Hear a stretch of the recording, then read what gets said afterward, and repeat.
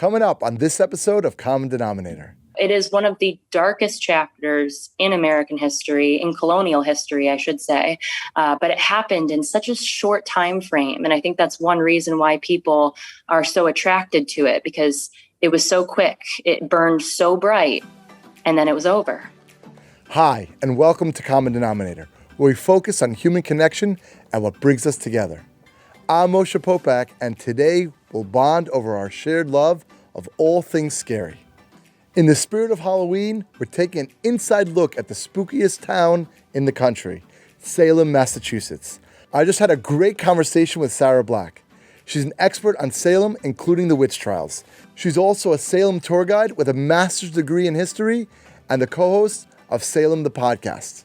Sarah shared the inside scoop on the town's infamous history, her thoughts on if Salem is truly haunted, and why at least once you must spend Halloween there. Now here's our conversation. Hi, Sarah. Hi, Moshe. Thanks for having me. You're welcome. Welcome to Common Denominator. I'm honored to be here. Thank you. I just want to give a high level for myself and all the listeners. Salem, Massachusetts, late 1600s. What's happening? What's going on? So the Salem Witch Trials, which we are most known for, they kicked off in late February of 1692 with just a couple young girls experiencing these wild fits, seeing hallucinations, or at least claiming to see hallucinations. And it divulged into a lot of finger pointing, people accusing their neighbors, their spouses, their grandparents, their grandchildren, brothers, sisters, and getting put on trial for the alleged crime of witchcraft, which the punishment was death by hanging. And at the end of it, over just about a year's worth of time, a little bit more than a year, over 200 people are accused. Roughly 150 of them will go to jail for this. And some of them are stuck there for months after the trials end. 19 people are executed by hanging. One person is crushed to death, so he was tortured. And then 5 people die in jail, either awaiting trial or awaiting execution. And there was a lot of factors that went into it, but a lot of historians like to call it the perfect storm, because you've got political instability, you've got poor harvests because of bad weather, which sounds silly, but they didn't have a weather channel back then. They think it's, God or the devil. Also a lot of instability within just human relations, grudges. I mean, if you had something against your neighbor, what a perfect opportunity to turn the tables on them. So it is one of the darkest chapters in American history, in colonial history, I should say. But it happened in such a short time frame. And I think that's one reason why people are so attracted to it, because it was so quick. It burned so bright, and then it was over. Do we have any other theories as to, these seizures that were happening? What are some alternative theories that people had as to why that was happening? So probably the funnest theory, I hear about it almost every tour I give in Salem, is called ergot poisoning. And there are still people out there perpetuating this theory. It was put forth in the early 1970s, right about the time they were producing acid, because you can actually derive, so it's a fungus that grows on wheat, on rye, and from that fungus, you can get the drug LSD. So the theory is that these individuals were consuming this rye that was infected with this fungus and then producing hallucinations. And it was brought forth by a medical student in the early 1970s. And it's a great, exciting theory. And it was so new, people got excited about it. But unfortunately, there was a lot of ways to debunk it, because it would have infected more than just those girls. It would have infected, of course, the entire town of Salem, and it wouldn't have lasted for so long. So a lot of people have taken that theory off the table. One that stands a little bit more true is just this idea of mass hysteria, which they like to refer to now in modern day as mass psychogenic illness. And it's basically an illness that has symptoms, but there is no actual natural cause for it. It's just in our heads. And that's really what a lot of people believe. These girls, you see them doing these behaviors, you see that they get attention, and they're now at center stage. They're in front of the courtroom performing during these trials. Wow. So I think, a lot of it, that's enticing for someone living in a very strict Puritan society. So the idea of fear really took hold. Right. Was it only these seizures were only happening to girls, or was it also men as well? Or it was mostly just those young girls. Wow. They ranged from 8 years old to 20 years old. And then there was one mother of the girls who joined in. And she was really the main adult who was starting up with the fits. But it moved on from those fits so quickly. So it wasn't just those girls pointing the finger. When a name would be brought forth, when they say, oh, John Proctor is attacking me, multiple people in the town and surrounding towns would then go to the magistrates and give their testimony. So it's not just the word of the young girls. You have adults, like, high-standing adults going and pressing charges and just adding to the narrative. And it only happened in Salem, or was it in other cities and towns as well? But actually, this is a great misconception. Right. We're known for the Salem Witch Trials. And yes, the trials actually did take place here, but the accusations spread to more than 20 different communities. They went all the way up into what is today Maine and down into South Boston. And you said they had all the trials were all held in Salem. Like they would bring the people all from all over, and they'd stand trial in Salem, and the punishment would be hanging, right? Yep. And they were hanged here as well. So about a mile away from where the trials took place, they would hang them in groups. With the exception of the very first one, she was executed alone. But after that, it was anywhere from 5 to 8 people at once. They would load them up on a cart, parade them through town as like a way of humiliation, and then take them just to the outskirts of town because they were found guilty of witchcraft. They were technically, they weren't seen as human in the eyes of the Puritans. They weren't given a proper burial. So they were just kind of discarded at the edge of a hill on the edge of town. I know for myself, for some reason it plays in nostalgia in my mind, about the Salem Witch Trials, and the podcast is called Common Denominator. So I think it's probably not just me, and you're saying, more and more it's probably building up in Salem itself, more and more tours you're giving, and more people are coming, especially now leading up into Halloween. Why do you think that is? Why do you think it's common that the human finds being scared, coming to Salem? Why do they find that super interesting? Salem is just such a unique place. We came from this really dark history, but now we have this beautiful city.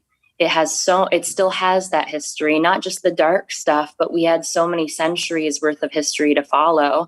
And it is in itself just a beautiful town. But when it comes to October, that's when things really take a turn, and it becomes more about the festivities, and it becomes more about Halloween. We do something called Haunted Happenings, which is in its 40th year. We're celebrating the 40th year now, and it is a month-long celebration. Every weekend has different costume balls and different events. And I think a lot of people just really flock to the area because Halloween, you can be whatever you want. It gives people a chance to kind of, test outside their boundaries. And Salem is the perfect place to do that because we are so accepting. Because of the dark history, we've been able to kind of do a 180. And a lot of folks think of us as a place like home. It's accepting, it's inviting, it's welcoming. And I can't tell you how many folks I talk to. Someone just said this the other week. She says, I've never felt homesick for a place that I've never lived in. but that's the only way I can describe it after just visiting. So I think Salem, we have, the fear factor to it, but there's just so much more. In case you're just joining us, you're listening to the Common Denominator podcast. My guest this week is Sarah Black, the co-host of Salem the podcast and an expert on all things Salem. Next week, I'll be speaking with neuroscientist Dr. Patrick Porter and his incredible new technology that revolutionizes cognitive function, mindfulness, and brain fitness. Make sure to subscribe so you don't miss it. Now, back to the show. As yourself as a tour guide, what would you say is like kind of the top sites, top things to do? You come to Salem, let's say I get the kids, get the wife, and I'm coming to Salem first time. What should be kind of the top on the list as an experience? Ooh, such a hard question to answer, only because it's different depending on your interests and, of course, if you have kids or not. But if we're going with just a standard family, walk the city, see the historic homes, coming down there. We've got a street called Chestnut Street, and it is the first planned street in America. A lot of people don't know that. It was built up during Salem's economic heyday, which came after the witch trials. We had a lot of wealthy merchants. It was a very bustling seaport, and they started building these huge, beautiful mansions. And it was the first planned street, so they made it wide enough to be able to turn a horse and buggy completely around, like do a U-ey with a horse and buggy. So just going down something like that, definitely visit the wharf. So that's another tie to our seaport times. So you can still go out on this. It jets out about a quarter of a mile out into the ocean. There's a lighthouse at the end. And there is a plethora of witch museums to visit. And a lot of people ask what witch museum to do.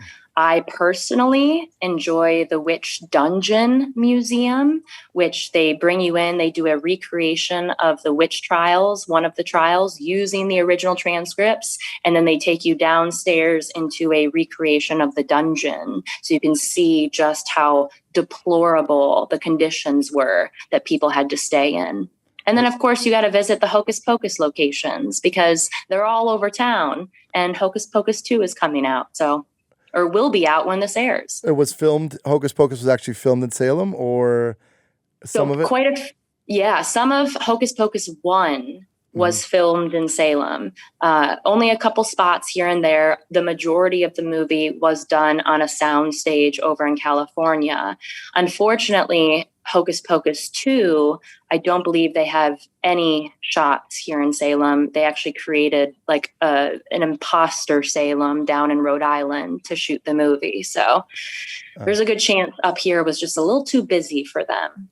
And do you have anything I know like the whole genre of like horror movies. Do you have any museums for like kind of memorabilia of horror films or any of that? Yes. So there is a place called Count Orlok's Nightmare Gallery. And it is this gentleman, it's just his passion. He's been collecting life-size replicas of horror movie monsters and characters throughout the last several decades. And his collection, it goes all the way back to Nosferatu, one of the first vampires that we saw on screen. He's got a couple of coffins. He's got a seance room with a bunch of actual skulls in it. So if you're looking to get a little spooky, but still learn a little something about horror movies and the horror movie genre, definitely check out Count Orlok's. Yeah, it's interesting about haunted films. I used to be into them tremendously, and as I get older, it's a little bit interesting. But I think I'm gonna go still watch some Nightmare on Elm Street soon. My favorite. Yeah. That's your favorite? Yeah. I just watched it for the first time. So it took me a long time because I remember my mom, it was one of her favorites. And I saw snippets of it as a child and it was terrifying. That one is terrifying. Yeah. It's, Freddy Krueger was like, it just played in my head for all my childhood. So it was like a thing. Would you say, whether you believe, or other people have told you stories about Salem being haunted? Would you say that actually So exists? I have wandered these streets because usually the only time to get a break from the crowds is in the middle of the night during October. So I have wandered these streets at 3 a.m. I've gone up to the cemeteries and yelled at them, asked, like, show me something, right? I have not had any experiences when I've done that, but I will say I did have a situation on one of my tours, and it was right next to the cemetery. So this is the closest I can get. Towards the end of the walking tours, we finish out the conversation at the Witch Trials Memorial. So inside that memorial, you have 20 different benches, and each bench has a name correlating with one of the victims of the trials. So I take my groups up to each stone and we talk a little bit about that person just to make them people, not just names on stones. And there was one gentleman, his name was George Burroughs. He was one of the first men to be accused of witchcraft and executed for witchcraft. And he was a reverend. So people like to point out this is probably one of the most outlying cases. You know, he's a man of God. And because he was a reverend and he was trained in what to look for when it comes to witchcraft, he knew that a witch could not recite the Lord's Prayer. You would stumble over your words. You would, say the wrong word. And if anything, they used that against people in the trials. So he decides to prove them wrong. And on the day of his execution, in front of everyone, with the rope around him, he recites the Lord's Prayer and does it to a degree that people are literally in tears. And folks started, the crowd got restless because the crowd had gathered to witness this execution. And ultimately they kill him. So I'm telling this story. I'm next to his stone and I hear my phone start going off. And it was super embarrassing because, like, I'm the tour guide. My phone should be like not making any noise whatsoever. Right. So I shoved my hand in my pocket. I silenced it real quick and it stopped. When I finished the tour and I looked down at what was happening, my phone was saying the Lord's Prayer. Wow. And I know most people will say, and I myself said, oh, it's Google Voice recognizing you. But I've done countless tours, thousands at this point, that has never happened. And it was a relatively new phone that I had never set up voice commands on. So how would it recognize my voice? So. Yeah. No, when you hear firsthand stories, it makes you think, right? You mentioned about collective consciousness and, life. It's definitely fascinating. Definitely Right. fascinating. It's and I know you also have a podcast, right? So Salem the podcast. Tell us a little bit about that. Yeah, I actually have my tour participants to thank for this one. First and foremost, a lot of folks at the end of tours would ask, do you have something else? Do you have a podcast? Do you have a book? Is there anything else we can get more from you from? And eventually I kind of just thought about it and said, okay, well, why not? And there was another tour guide in town and him and I would just meet after tours, shop talk. We work a very solitary job and we would go and we just talk about what the experience was that night or complain about the tourists. And one night I just said, hey, do you want to start this? I think it could be really great. And thankfully, it's taken off quite a bit. So we focus mostly on, of course, all of it Salem, but we do a nice job at splitting it up. So we do Salem history, we do witch trials history, but then we're living here, right? So we want to talk about what's going on in today's world.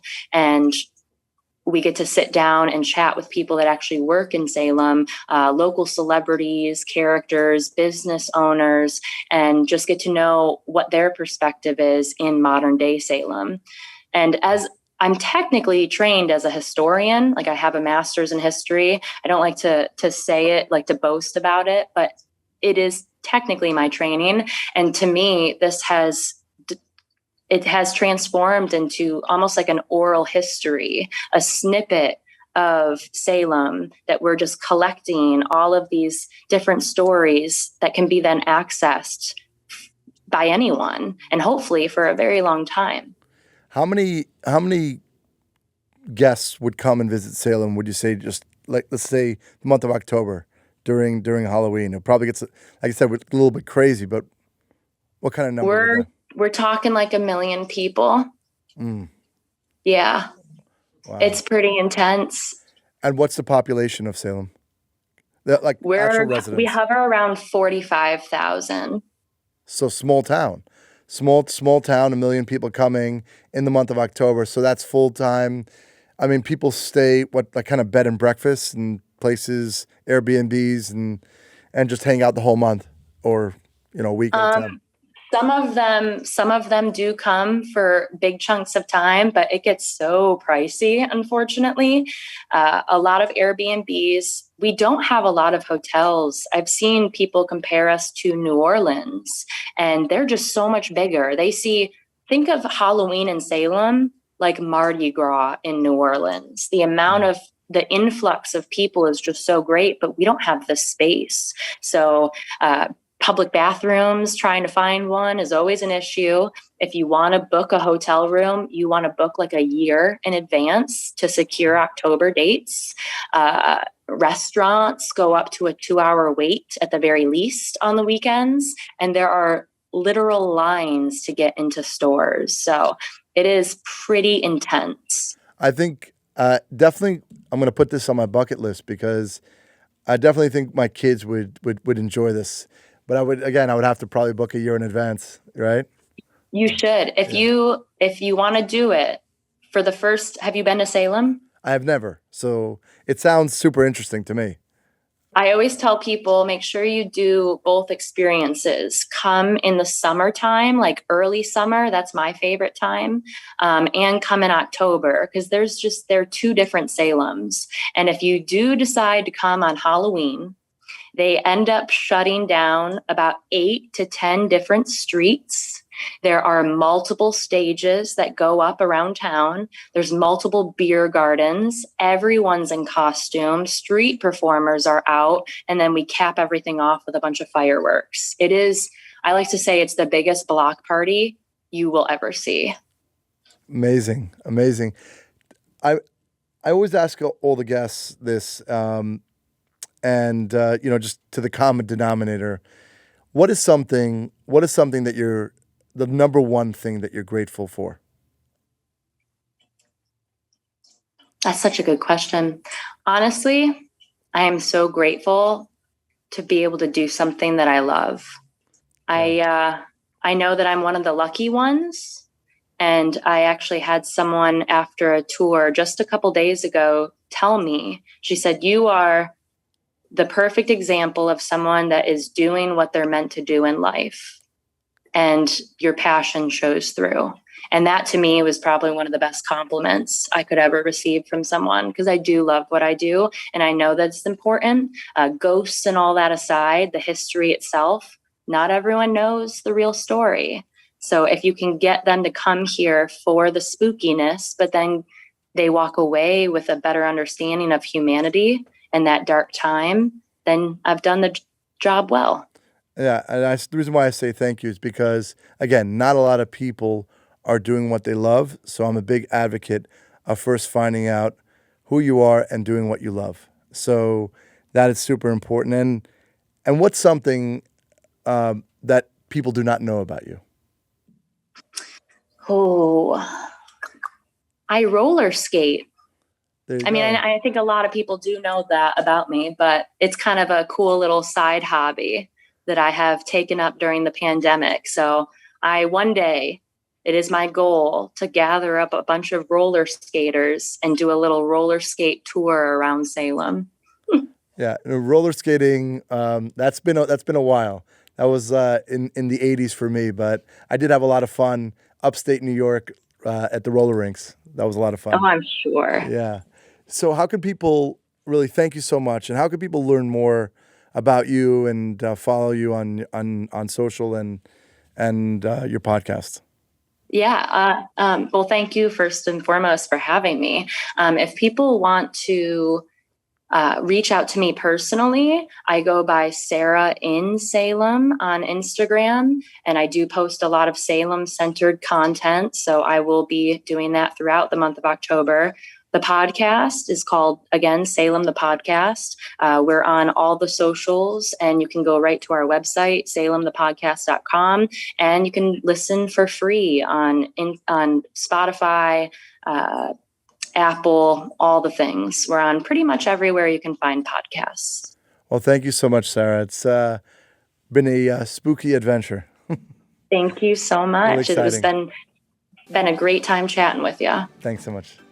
Hope you enjoyed my conversation with Sarah. Next week, I'll speak with neuroscientist Dr. Patrick Porter about ways to significantly improve your cognitive function, mindfulness, and brain fitness. If you like the show, please subscribe and follow me on social media at @Popack. Have a great day, and I'll talk to you again soon.